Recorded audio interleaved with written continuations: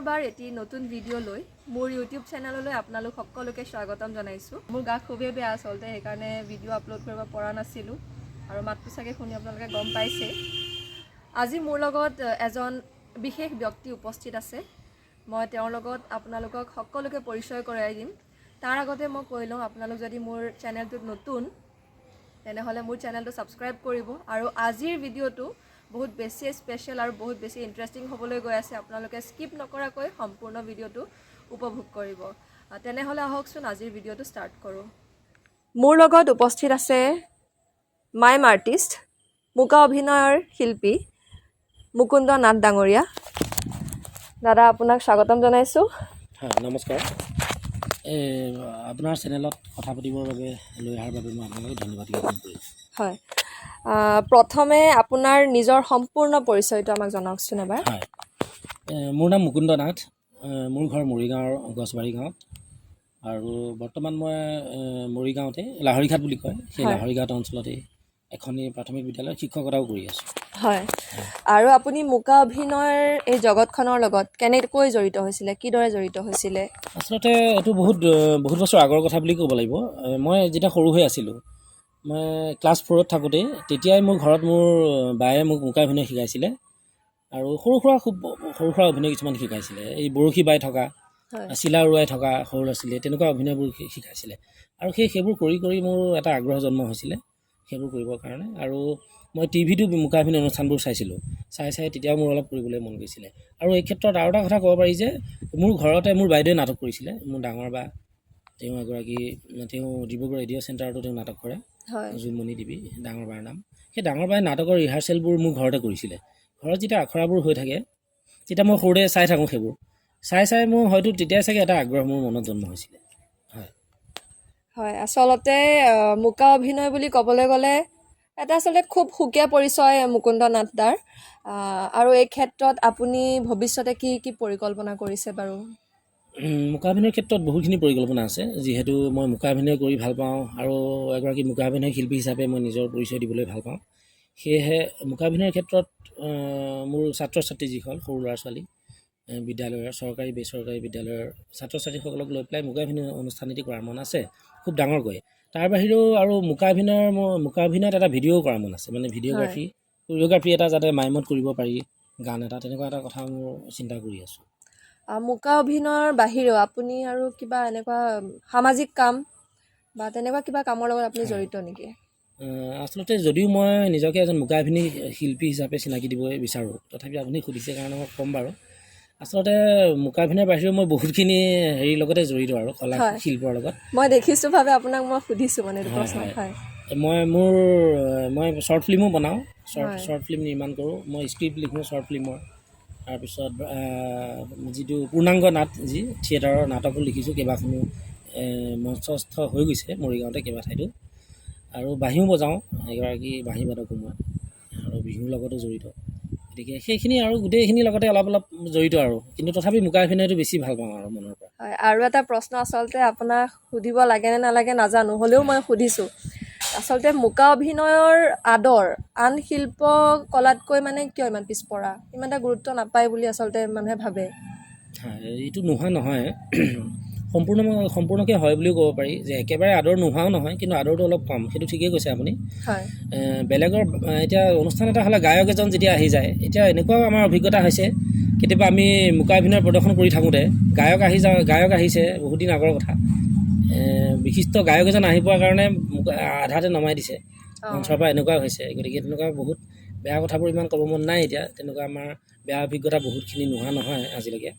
কেতিয়াবা এনেকুৱা হৈছে মেকআপ কৰি বহি থাকোঁ, কিন্তু মানে আমাৰ প্ৰগ্ৰামটো শ্ব'টো আহি নহয়গৈ। তাৰপিছত মেকআপ মচি আকৌ ঘৰলৈ গুচি যাওঁ, এনেকুৱাও হৈছে। গতিকে তেনেকুৱা তিক্ত অভিজ্ঞতা থাকেই সকলোৰে, নথকা নহয়। তথাপি আমি সেইবোৰ ভাবি থাকিলে নহ'ব।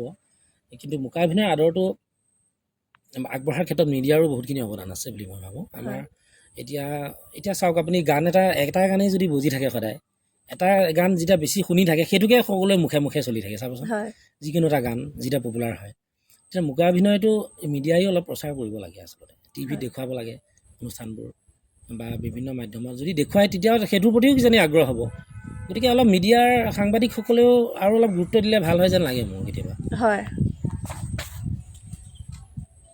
আৰু অসমত মুকা অভিনয়ৰ বৰ্তমান স্থিতি আৰু আপোনাৰ ভৱিষ্যত কল্পনাৰ বিষয়টো আমি শুনিলোৱেই হয় হয় অসমৰ বৰ্তমান স্থিতিৰ বিষয়ে কওকচোন মুকা অভিনয়ৰ মুকাভিনয়ৰ স্থিতি অসমত বহুতখিনি এতিয়া ভাল বুলিয়ে ক'ব লাগিব বৰ্তমান বহুতখিনি ভালেই আৰু আৰু ভাল হ'বলৈ গৈ আছে আৰু মুকাভিনয়ৰ ক্ষেত্ৰত অসম বহুত আগবঢ়া গোটেই যদি আমি ভাৰতবৰ্ষত চাবলৈ যাওঁ গোটেই ভাৰতবৰ্ষতে অসমৰ মুকাভিনয়টো বেছি সন্মান পায় বহুতে ভাল পায় অসমৰ মুকাভিনয় আৰু সেই ক্ষেত্ৰত বহুত ভাল বুলি ক'ব লাগিব আৰু আগতকৈ কিন্তু বহুতখিনি ভাল হৈছে সেইটো ভাল হৈছে মানে আমাৰে দায়িত্ব আচলতে আমিয়ে সেইটো মানুহৰ মাজত নিব লাগিব আমি সৰু সৰু ভিডিঅ' কিছুমান বনাই হওক বিশেষকৈ ভিডিঅ'ৰ কথাটো মই কিয় বাৰে বাৰে উল্লেখ কৰি আছোঁ ভিডিঅ'টো সোনকালে মানুহৰ ওচৰত গৈ পায় হয় বিভিন্ন ক্ষেত্ৰত আমি মঞ্চত কৰিলে দেখা নাপাবও পাৰে কিন্তু আমি যদি ইউটিউবত ভিডিঅ'বোৰ ৰেকৰ্ডিং কৰি দি থাকিব পৰা যায় তেতিয়া বহুতখিনি আদৰি লয় মানুহে হয় গতিকে সেইবোৰ ক্ষেত্ৰত বহুতখিনি আগতকৈও মানে প্ৰচাৰটো বেছি হৈছে বুলি ক'ব পাৰি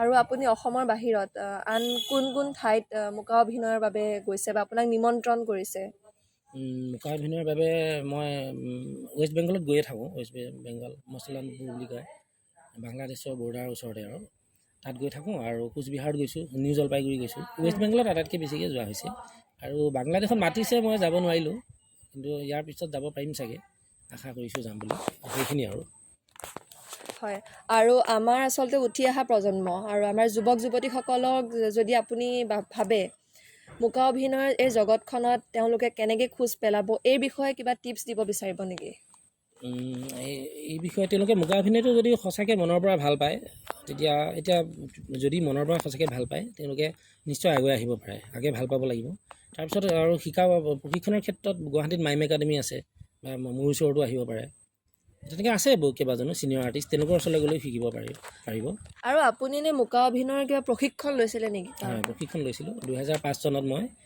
সংগীত নাটক একাডেমি বঁটা বিজয়ী শ্ৰী মইনুল হক দেৱৰ ওচৰত মই প্ৰশিক্ষণ গ্ৰহণ কৰিছিলোঁ তাৰপিছত কৰ্মশালাত মই এনেই নিৰঞ্জন গোস্বামী পদ্মশ্ৰী নিৰঞ্জন গোস্বামী তেওঁ কলিকতাৰ হয় তেখেতৰ যেতিয়া ফেষ্টিভেলত গৈছিলোঁ তাতো ৱৰ্কশ্বপ হয় এটা ৱৰ্কশ্বপ থাকে যে তাতো মই শিকিছিলোঁ আৰু এতিয়া মই অলপ অভিনয় কৰিও দেখাব পাৰোঁ মই ভাবিছোঁ কৰি দেখালে অলপ ভাল হ'ব নেকি এনেকুৱা লাগিছে আপুনি কি কয় হয় আপুনি কৰি দেখাব আৰু আপোনাৰ যদি ভিডিঅ' আছে আপুনি মোক দিলে মই আমাৰ শ্ৰোতাক দেখাম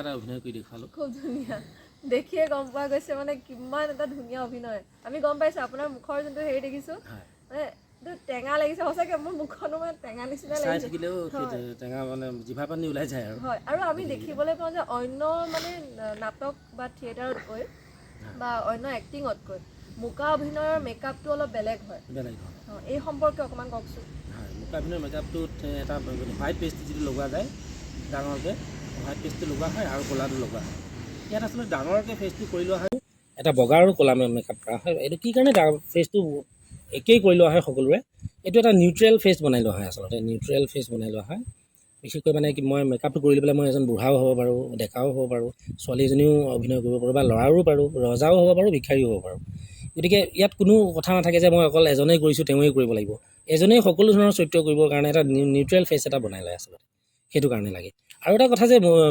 এক্সপ্ৰেশ্যনবিলাক লাউড দেখিবৰ কাৰণেও লাগে যে দূৰৰ পৰা যেতিয়া দেখিব এক্সপ্ৰেশ্যন যিহেতু মুখখনৰহে গোটেই অভিনয়বোৰ হাত ভৰি মুখৰ যিহেতু ডায়লগ নাই গতিকে সেইকাৰণেও কৰি লোৱা হয় আৰু অৰ্থটো যদি ক'বলৈ যাওঁ বগাটোৱে হাস্য বুজায় ক'লাটোৱে কৰুণ ছেডটো বুজায় আৰু ছেডনেছটো সেইখিনি আৰু আজি আপোনাৰ ইমানখিনি বহুমূলীয়া সময় আচলতে আমাক দিয়াৰ বাবে আপুনি মৰিগাঁৱৰ পৰা আহিছে মৰিগাঁৱৰ পৰা আহি ইমানখিনি আমাক সময় দিছে তাৰ বাবে আপোনাক অশেষ ধন্যবাদ জ্ঞাপন কৰিছোঁ মই আপোনালোকলৈ বহুত ধন্যবাদ জ্ঞাপন কৰিলোঁ আপোনালোকৰ চেনেলটোৰ আগুৱাই যাওক সেইটোকে কামনা কৰিলোঁ আৰু বিশেষকৈ মুকাভিনয় শিল্পী এজনক আজি মানুহৰ মাজত চিনাকি কৰাই দিয়াৰ বাবেও আপোনালোকলৈ ধন্যবাদ থাকিলে